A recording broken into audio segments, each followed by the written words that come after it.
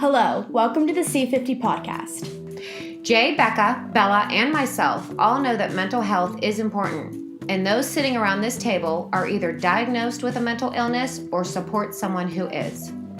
If you're anything like us, you may be listening to this while you drive, work, clean, or you could be doing many other things. We would encourage you to visit www.c50hope.com, where you can follow up with our podcast and get more help.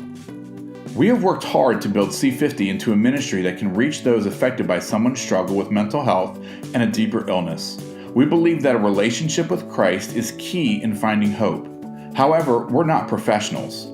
Think on our words, process them, but never consider us more important than a doctor or therapist you may be working with. We would love to recommend professionals that value all your needs, including medication and therapy, and will also point to Jesus Christ as the center of your life and the way for healing and taking you from hurt to hope. There are a lot of people that give to C50 that make this all possible. We have people praying, many that give financially, people that donate time or space. And as an example, we've found a home for the C50 podcast, generously donated for us at McQueen Builders in the South Hills of Pittsburgh, PA. Let's call this McQueen Studios, and this is where we pick up today. All right, welcome to the C50 podcast. We got a special guest with us today. And before I introduce him and go around the table and talk about who's here in the studio with us, I do want to take a minute to let you know that if you are getting something out of these podcasts and what C50 does, just enjoy it. But also, if you can donate, that would be awesome. You can become part of the financial donation team, if you will, and you can give to the ministry and be a part of what God is doing. And there's some incredible things that He is doing. Another thing is you can always give your story to us on the website, C50hope.com, and we would love to hear your story. If you know somebody who is struggling with mental illness but has found redemption in Jesus Christ, we would love to hear those stories. If you are part of a support team and have been struggling alongside somebody, we would love for you to share your story. And you can always do that. Go to C50hope.com, and a little button at the top gives you the option to contact us. And we just want your name and whatnot, and we'd love to have you on. And I'm just dying to have somebody from far away on the podcast. I think that would be super sweet. What do you consider far away? Well, I found out that we have listeners, like our... Oh, you mean from another country? So we have listeners in Trinidad and Tobago. And I'm like, who is there? I personally don't know anybody, right? No, so it's like it's grown bigger than... So if you're one of those people listening... Yeah, if you got a story. Yeah, I want to talk to somebody from Trinidad and Tobago, so that'd be really cool. But we got some people in England and things like that. That'd be cool. But or we got some people out in California, yes. And just all over the place. So anyways, it's the World Wide Web just kind of connects us all. And if you got a story, we'd love to hear it. So sitting around the table today, before we go any further, let's talk about who's around the table. Becca is not here today.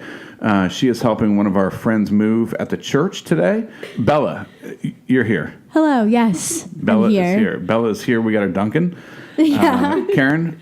I'm here. Hey. Karen is here. We are ready to go. And on the phone, without further ado, if that's how they say that, is my friend from about 11 years ago that I've just recently touched base with again, Jesse Bowers. Jesse, are you there?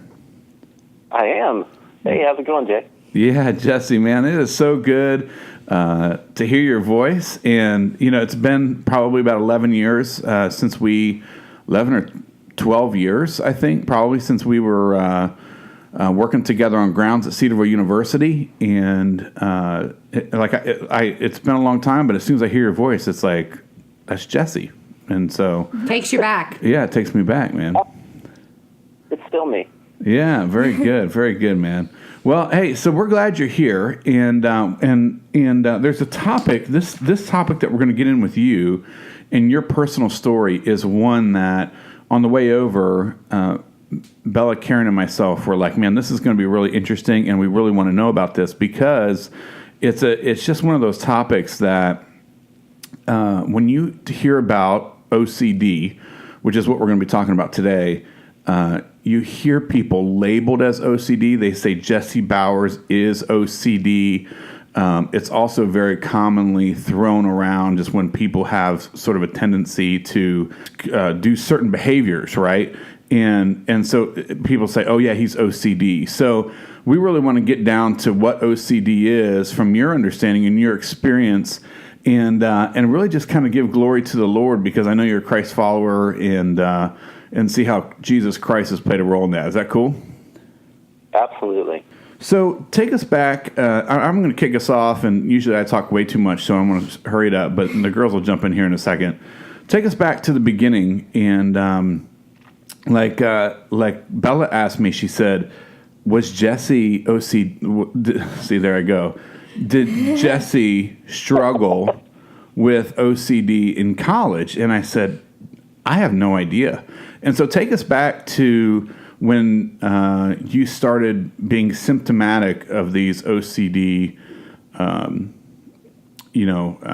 these feelings and thoughts that you had. Yeah, absolutely. Yeah, well, I mean, hindsight is 20/20, and so when you finally get through the threshold of understanding that you struggle with a mental illness, it begins to kind of redefine your history, and you look back and you're like, oh wow, like I thought that way of thinking was normal. I thought that was the way that everyone thought and processed, and so when I was very young, I remember in grade school, I would struggle with things. So one of the examples that I give was I would be like in third period or something, and I would drop a rubber band accidentally on the floor, and all during those classes, I would just be sitting there and saying, I hope no one trips and falls on that and dies, because I think that's what's going to happen. And so I wouldn't be able to sit on anything. And then the next chance that I got, I'd run back, I'd find it, and I'd try to pick it up, but I just thought that was normal.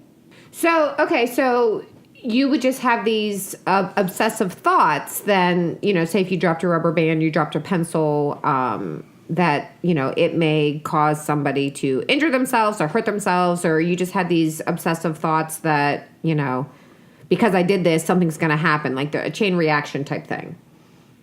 Oh, absolutely. And it was always worst case scenario. Like I either thought someone was going to die, or I thought I was going to prison. Really? Wow. Yeah. There was no there was no in between. It was, and so like I always just tried to do everything perfect, because I was like, if I don't, then people I'm just going to create chaos in the world. So, this is amazing to me. So just thinking about this for a second and just trying to process this. So for you, you're talking about how you always tried to be perfect. So there wasn't, you wouldn't, either go to jail or, somebody wouldn't injure themselves or die because you weren't acting or being perfect. So it wasn't I'm just trying to gather my thoughts around this. So it wasn't like you were having these obsessive thoughts because you were worried about how you appeared to others.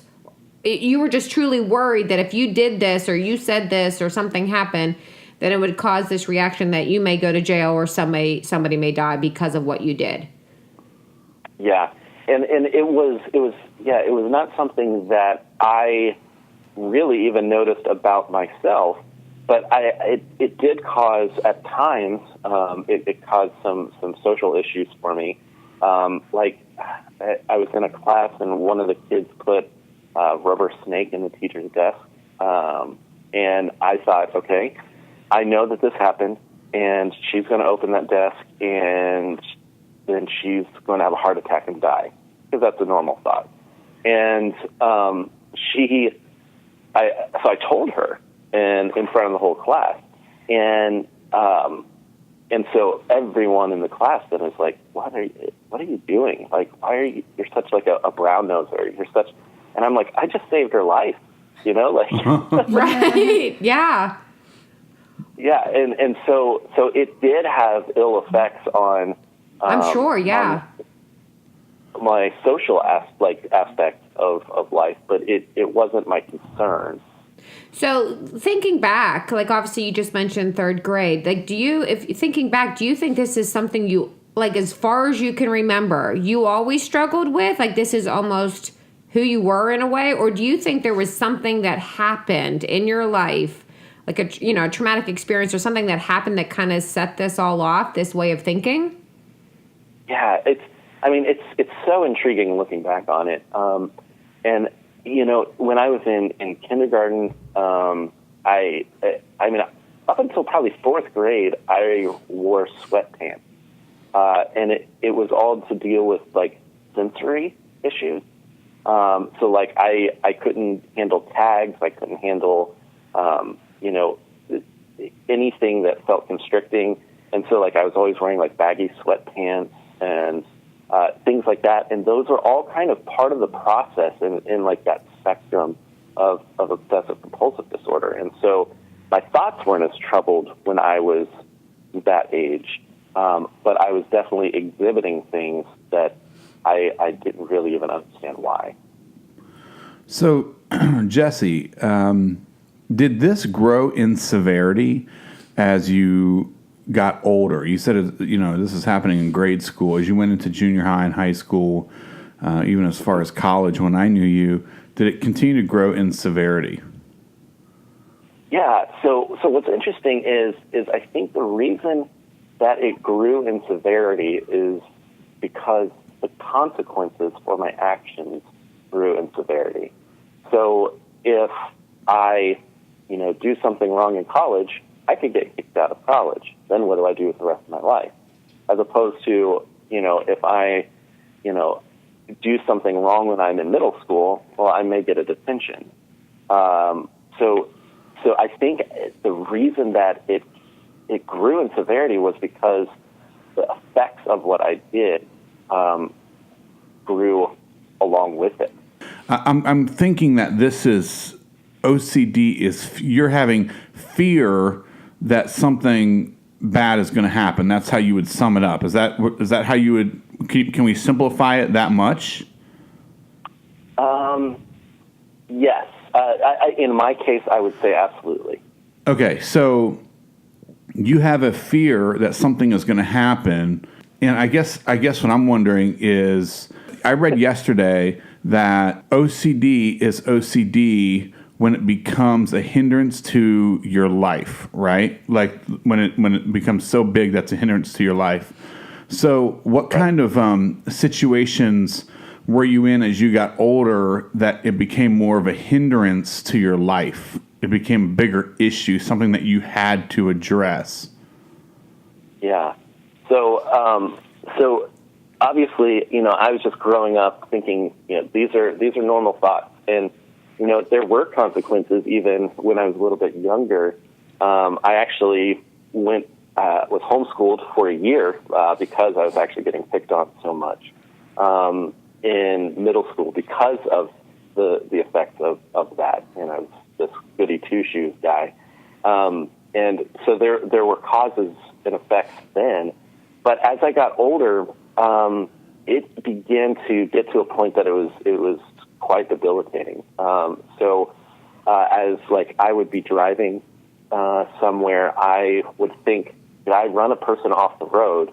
And I could be an hour away, and I would have to drive back to that place to make sure there was no car. And so I like my time was getting devoured by it. And eventually it started getting to a point where, because I got in like these infinite loops of thought, that I couldn't do anything other than just lay on a couch and like I couldn't move. And that's not normal. I love how you said, this is Bella, by the way, and a little bit about me. I'm going to kind of go back to my story just like a little bit. I love how you said that when you were younger, and growing up, you just thought that those thoughts were normal. Because I felt the exact same way growing up. And I remember my parents kind of noticed that there was something wrong, but they didn't really they didn't take me to get help until it was debilitating. So have you talked to your parents like recently? Like, because I'll sometimes talk to my mom and be like, did you notice anything when I was younger? So did they notice that there was something going on, or like, how did they kind of handle that?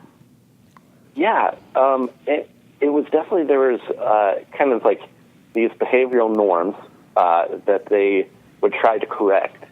And, at the same time, like, I looked at my parents now, and I'm like, well, they had no clue. Like, there was no way they would be able to connect those dots and say, oh, that was OCD. But when I was spending time and things got worse, they actually were the ones who helped me go to the doctor. And what was interesting is that actually my brother has it as well, but he had a lot more of the outward signs. And so they spent a lot of their attention on him because of those outward signs, whereas mine was a little bit more internal. And so I skated by for longer. So, okay, so when you said yours was more internal, so that was more like the thoughts that were the obsessive thoughts that were going through your head, but your brother was more external, like his signs. Like, what was something your brother would do? Sure. So, I mean, it was classic. So, I mean, you had the hand washing. You had just fear of certain like bugs and just different things that were more of like your classic OCD signs that Hollywood picks up on. Right. And when you think of OCD, it's a spectrum, and it's a spectrum of how you process. And mine is more towards what they call the pure O side, which is pure obsession. And so I've got compulsions, but they're very they fly under the radar. And they flew under the radar even for me. I didn't understand that they were compulsions at the time. And so people just thought everything was normal for me. So at what age were you basically said, okay, I need to go see a therapist? Like, how old were you? And tell us about that a little bit. Yeah, that was after college, and I was working at the position I have now, and working at a church. And there was an issue, that I was dealing with at the time, and I just kept confessing, and I was just like confessing this issue to my wife. I confessed it, or I didn't have my wife at that time, so that didn't happen. But I was confessing to my friends, my boss, the elders. I kept working up this chain, and everyone was like, "It's okay, we'll deal with this. It's okay." But then what broke me was I was like, well, what if every one of them is wrong and God still hates me? And that was that moment. I was like, because God, in a sense, is ethereal, I was like, I can't get a concrete answer. And what if I end up going to hell because I didn't say a certain aspect of what I was dealing with? Wow. So that's really where mental illness comes together with your spiritual life. I mean, that is incredible. That's incredible. Yeah. Hey, side note, are you in Dayton, Ohio? Yeah. Yep. Dayton, Ohio. Oh, is it the Apex that I know? Yeah. Okay. Then they got really great people at that church. So if you're in Dayton listening, then I can speak to that church being a phenomenal place. And you work there, Jesse, huh?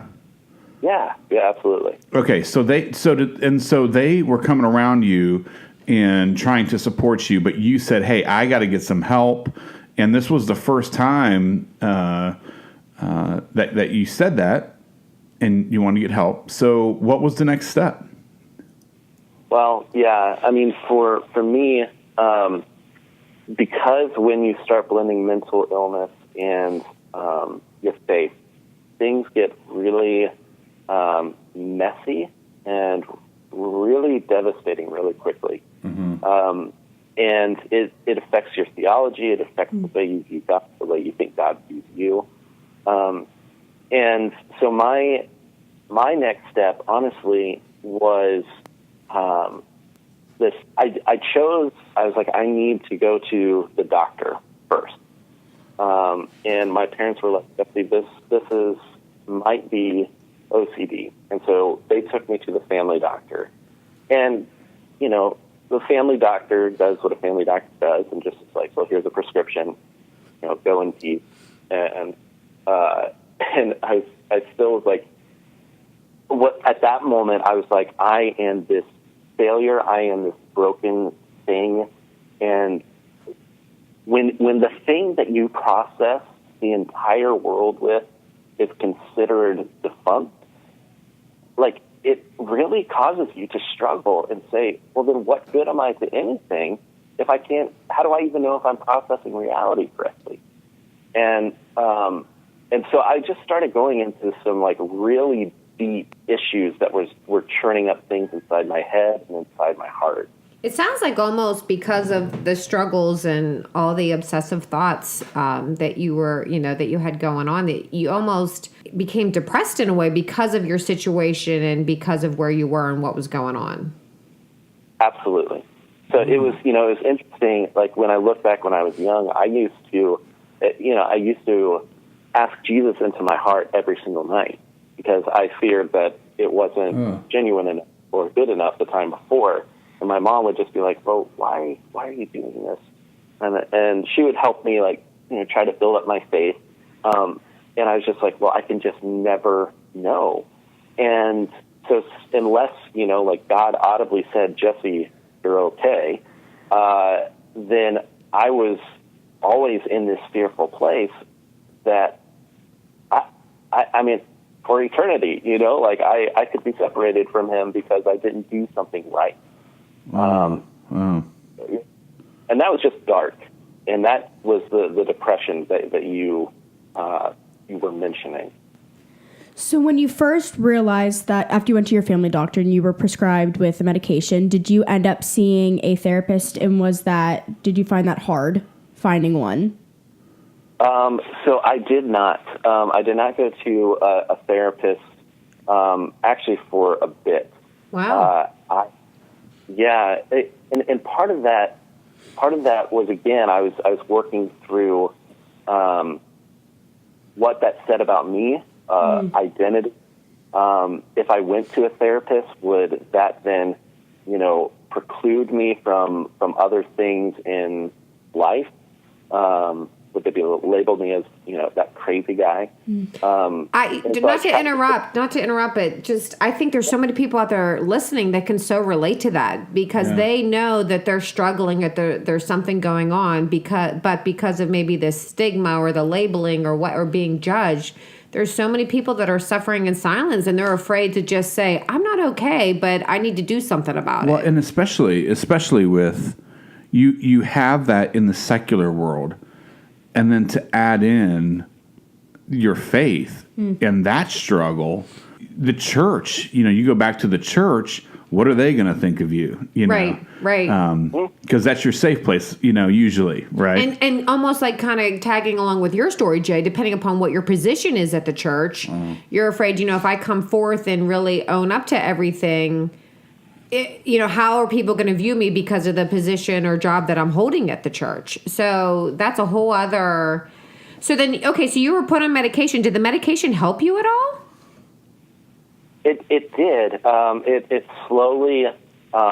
It's kind of like something that you just don't notice until it's gone.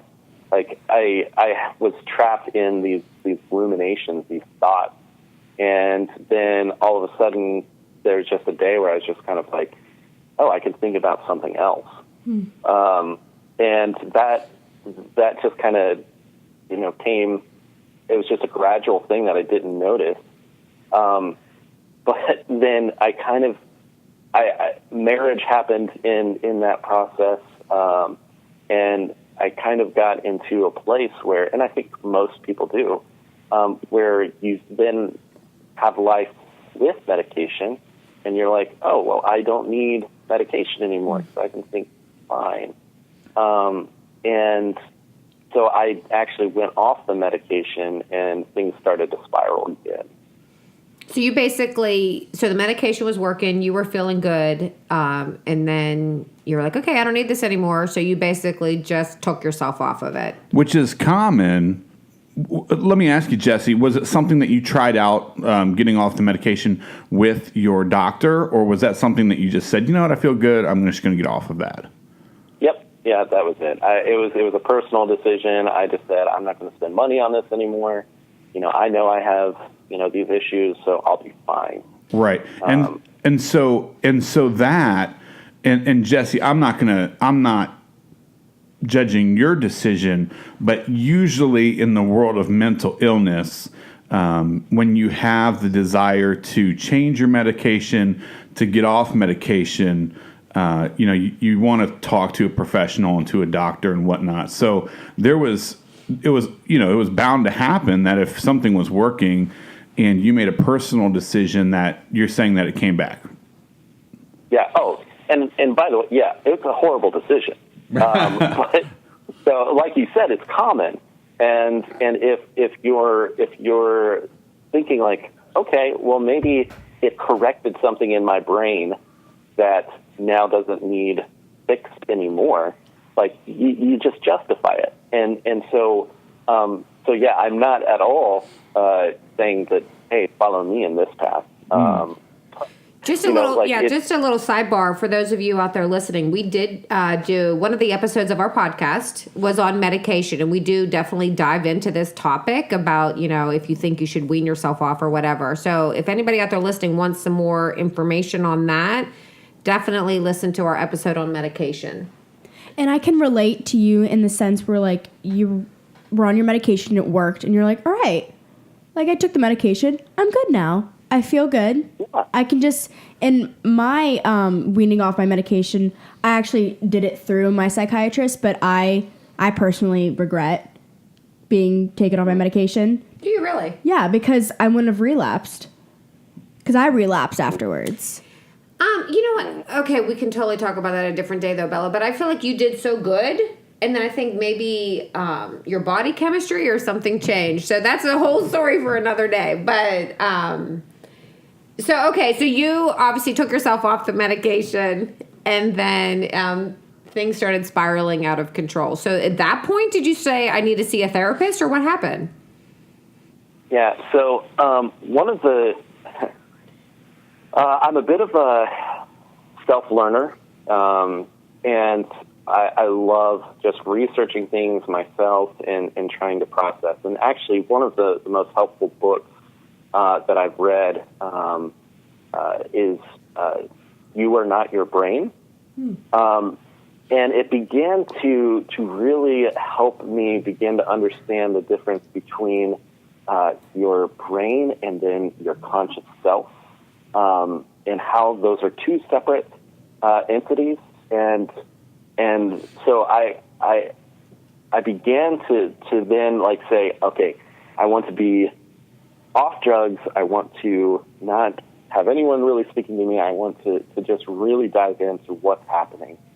And there were a lot of great moments that actually, now that I'm back on medication and have seen a therapist, that I took those things that I was learning and I apply them now to what I do every day.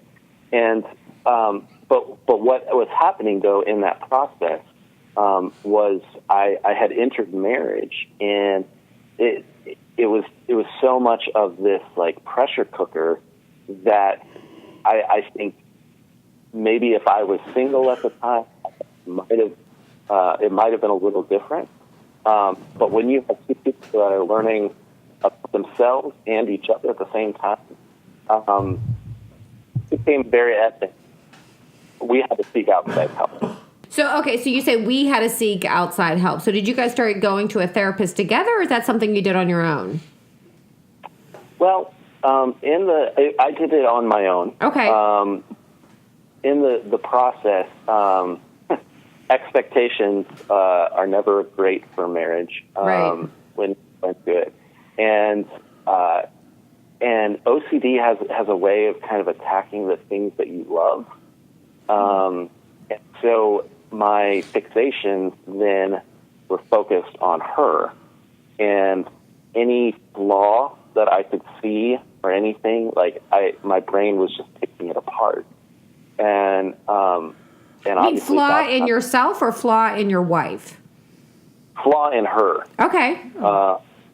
And yeah, no, it's not fun by any means. But as we would, I mean, this is how crazy it was. Like, she would push a shopping cart. This is the one we laugh about now, but like, she would push a shopping cart in the grocery store, and it had a bad wheel. So she had to kind of do that where you adjust with one arm stronger than the other. Right. And like, so she had an arm locked and one that was bent. And I was looking and I was just like, why are you doing that? That's the weirdest thing ever. Like, I am so embarrassed. Everyone's staring at us. And I couldn't stop thinking about it. And so I would tell her about it. And she's just like, can I do anything right?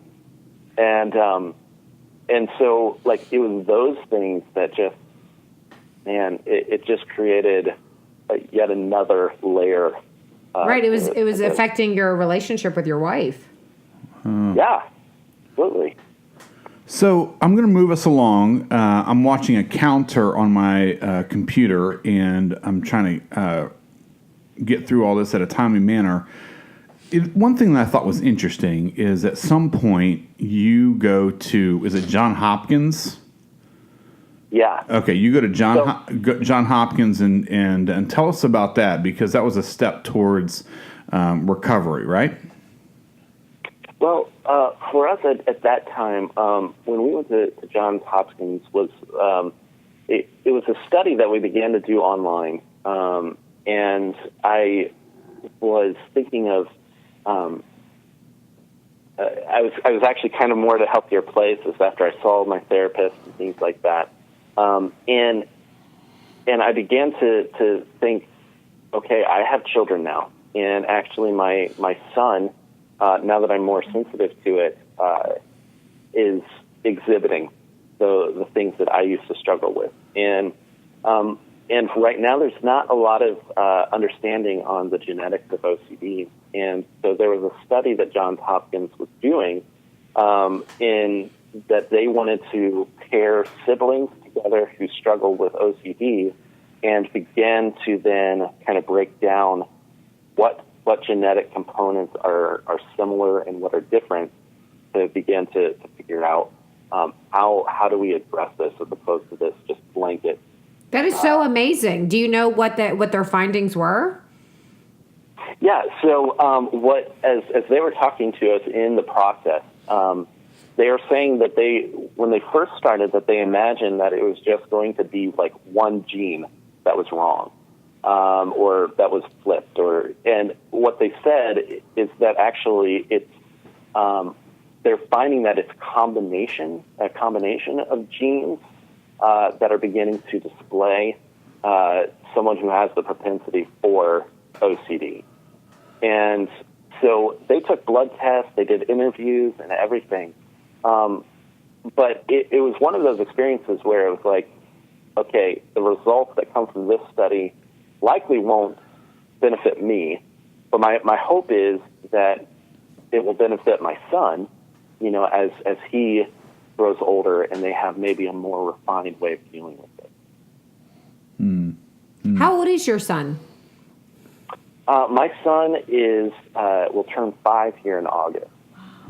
So at what age was he when you're like, okay, that reminds me of me a little bit, or those signs of something? Young. So I was about 2. There were, you could see, he had definitely has sensory issues, but struggles with, just can't get thoughts out of his mind. And we were at a park one day, and it's normal for a kid to run from you, but then they're like 20 feet away or something, they look, and then they want to run back.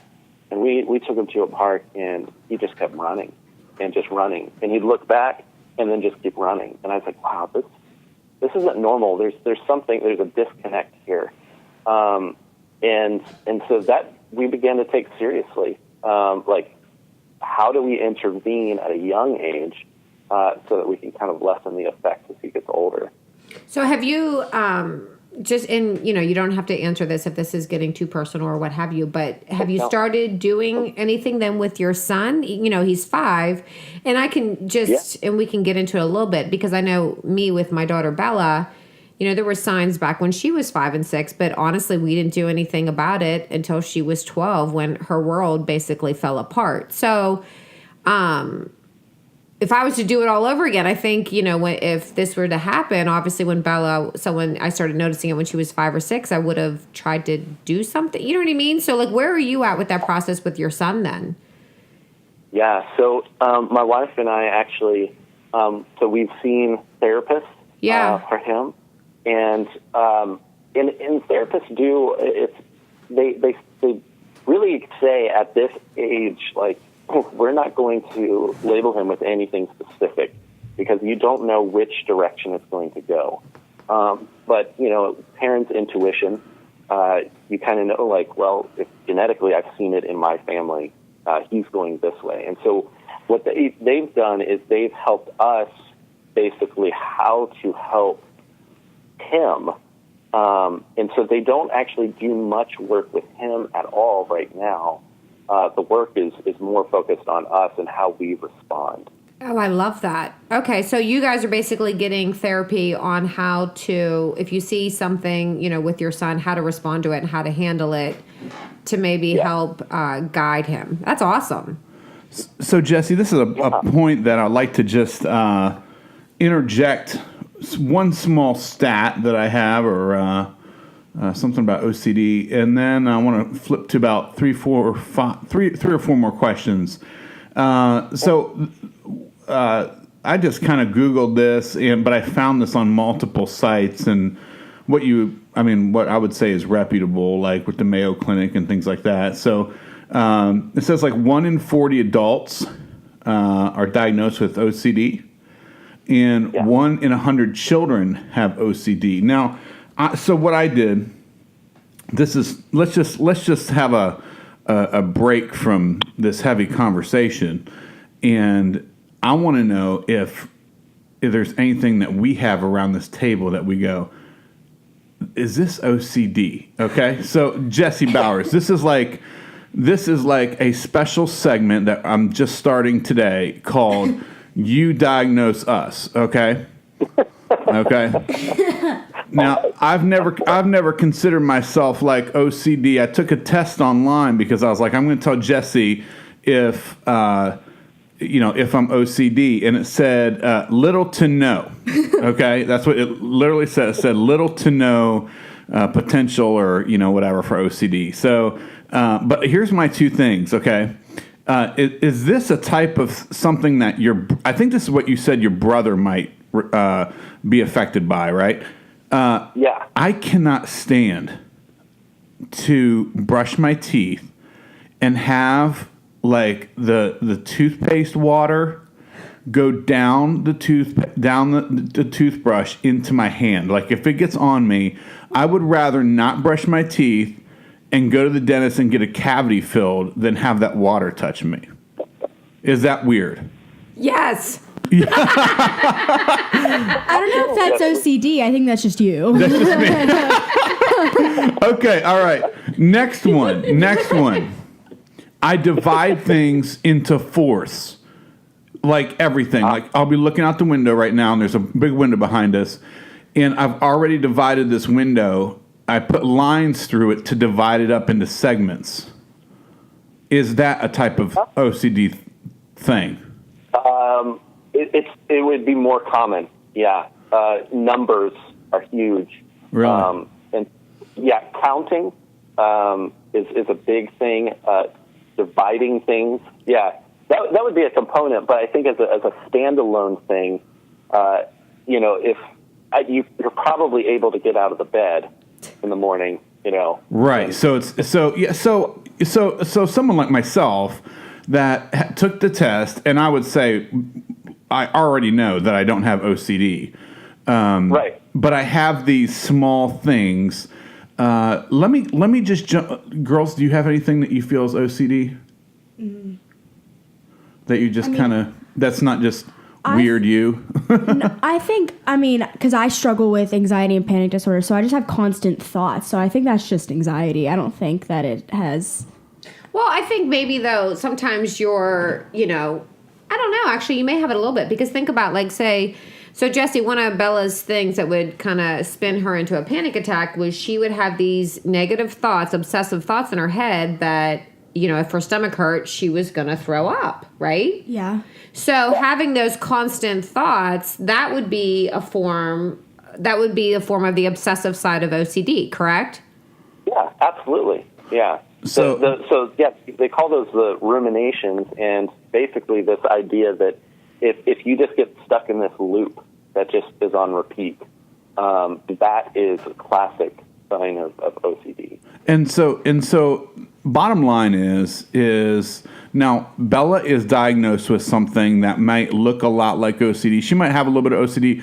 It might just look similar to OCD. She recognizes it's a panic disorder. Someone like myself would say, I'm not OCD, but I got these weird things about brushing my teeth and dividing things.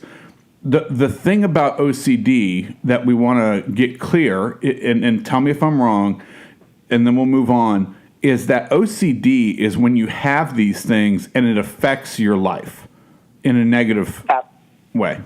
Yeah. Yeah. And so as you guys are sharing, I can say, yes, that would be a struggle of someone who would be classified as OCD. But it doesn't necessarily define you, or if it is, because I would assume as we're hearing Bella's story, that was something that was very important to you, but it's probably a symptom of your other diagnosis, and sure, there's things that overlap. Yeah. So it doesn't, just having a couple of them doesn't necessarily mean that you suffer with OCD, but there are common traits, I would say, across the spectrum. So, Jessie, I want to move on. Really only have a couple more for you, and thank you for sticking with us this long. Okay, I was a youth pastor for 10 years. I don't know if you knew that. Yeah. Down in Cincinnati, out in Colorado, and here in Pittsburgh. All the churches that I was at were just great, worked with great people. So I know how a church works, and I get it. How has this affected your work? And I guess tell me what you do there. I'm really interested. I don't even know what you do at Apex, but how has it affected your work? Yeah, so I'm kind of, I work with the international discipleship component. And so, if I am just saying it to anyone, I would just say I'm a missions pastor. But really, that is our focus, is how to make disciples in other nations and peoples. And so one of the common things that I struggle with was just saying, I'm disqualified. I can't function, so I should be kicked out. And so it was a huge struggle for me for a long time. And in fact, when I saw my therapist, I chose specifically a person outside of the church.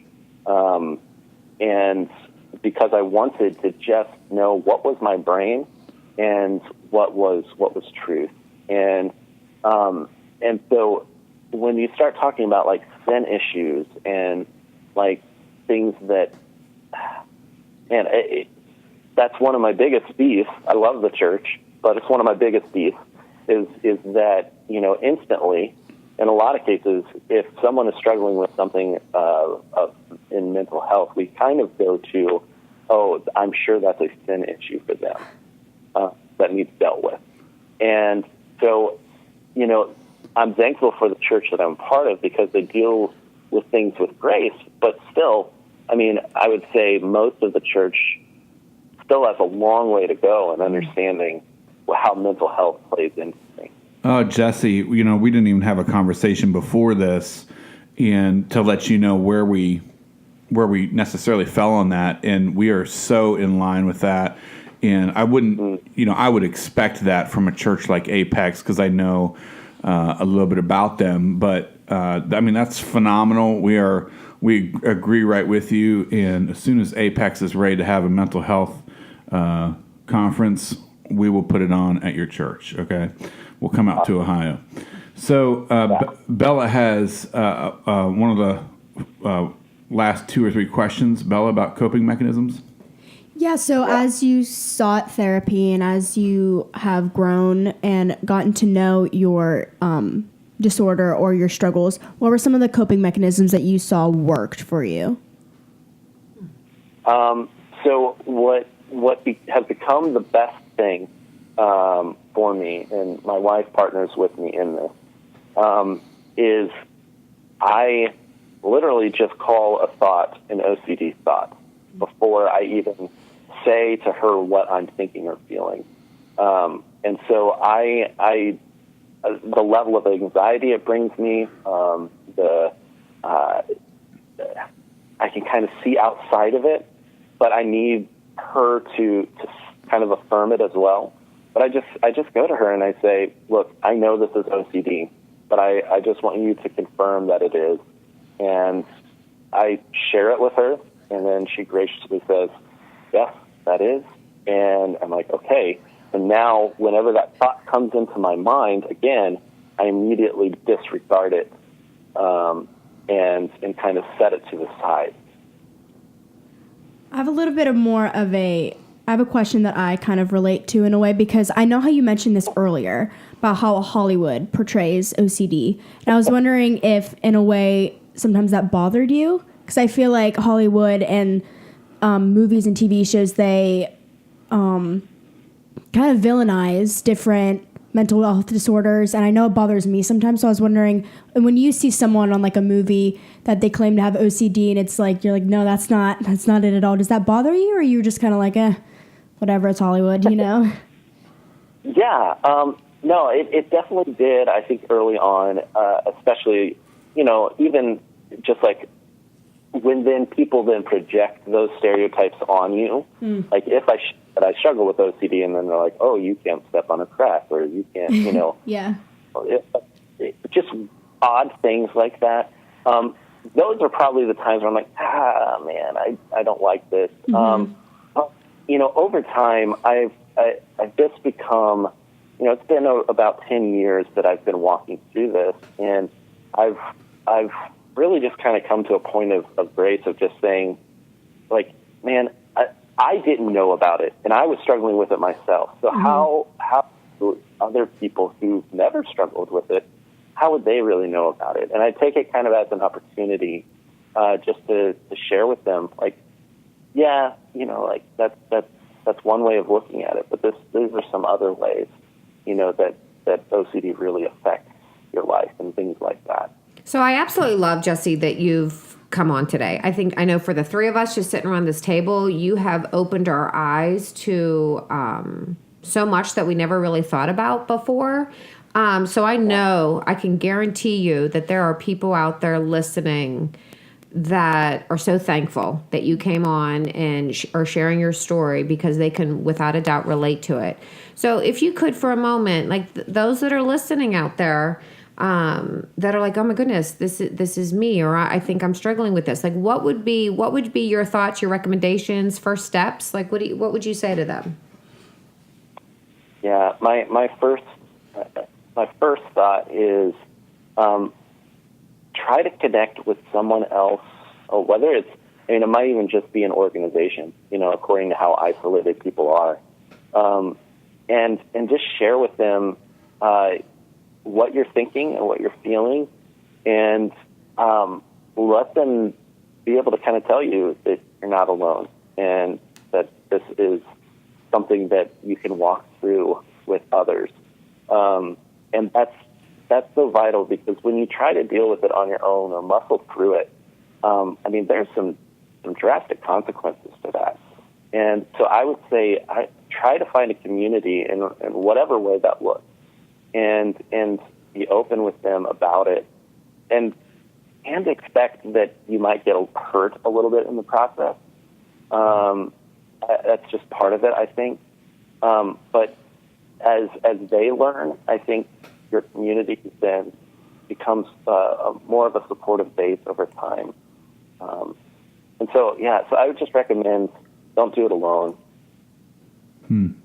So, Jesse, I'm just going to wrap this up. We got one more question for you, but I'm going to let you kind of give us the last word on the way out, so I'm not going to jump back in. But I first want to say that if you want to contact Jesse, I'm not giving you Jesse's email. He's going to get flooded with emails or something's going to happen. But you can contact us at C50hope@gmail.com. That's C50hope@gmail.com, and just kind of write to us about Jesse if you have a question for him about OCD or his story. We'll get that to Jesse, and then we can kind of be a third party where you guys can go through and go from there. So if you want to contact Jesse, it's C50hope@gmail.com. I can speak into Apex. I don't know why I've mentioned this the third time, but if you are, it's the church that Jesse's working at. For us at C50, the girls don't know this church, but I do. Great place in Dayton, Ohio, and as you can tell from a couple things that Jesse said, they're the type of church that you want to be involved with. They respect the whole mental illness spectrum, and I can speak into that place. And so if you're in Dayton, Ohio, give that place a shot. And this, and Jesse, this is like a church service. We have about 375 people that listen regularly, and that's a big chunk of people that we get to influence each week with a story of redemption and pointing people to Jesus Christ, which is what you're doing today. And so, imagine you're in front of 375 people, on the C50 podcast, and really it reaches a lot more than that. But, if you were standing in front of those people, and what would you say to this? And then I'll let you go out with this. Who is God to you after all of your experiences with mental illness? Yeah. I mentioned a little bit earlier about even how theology changes. My view of God changed. As I went through the process, I thought God was not for me. I thought God wanted me to be perfect. I thought He was just so angry at me when I wasn't. And I remember specifically the moments when I just kind of came to this realization: God loves me. God's for me. Like in redemption, He wants to reconcile me, and He wants to speak in with grace and love. And honestly, it's the only reason I think that you can really make sense of mental illness is that God is so full of grace and so gentle that He wants to walk alongside of you with mental illness and do it in a way that it then becomes your gateway to reaching a population that has been spurned or misunderstood for millennia. And so as I lean into this, I've just learned that God is not absent. And even when I can't perceive Him correctly, He is still faithful enough to graciously in the way that I even understand Him as I learn how to process life myself. And so really, He's the only solid base. Anything else that I've tried to figure out, it's good, but having Him as the constant, that's the thing that really helps as I navigate life with OCD. Thanks for listening today. Again, we have tried hard to share truth authentically, and we hope that this has been a helpful time in your life. To reach us, donate, share your story, and give us feedback on how we can do a better job reaching people that are struggling. Please go to www.c50hope.com. We leave you with this. Now the Lord is the Spirit, and where the Spirit of the Lord is, there is freedom. 2 Corinthians 3:17. And remember, as Jack Miller said, you're far more loved than you ever dare imagine.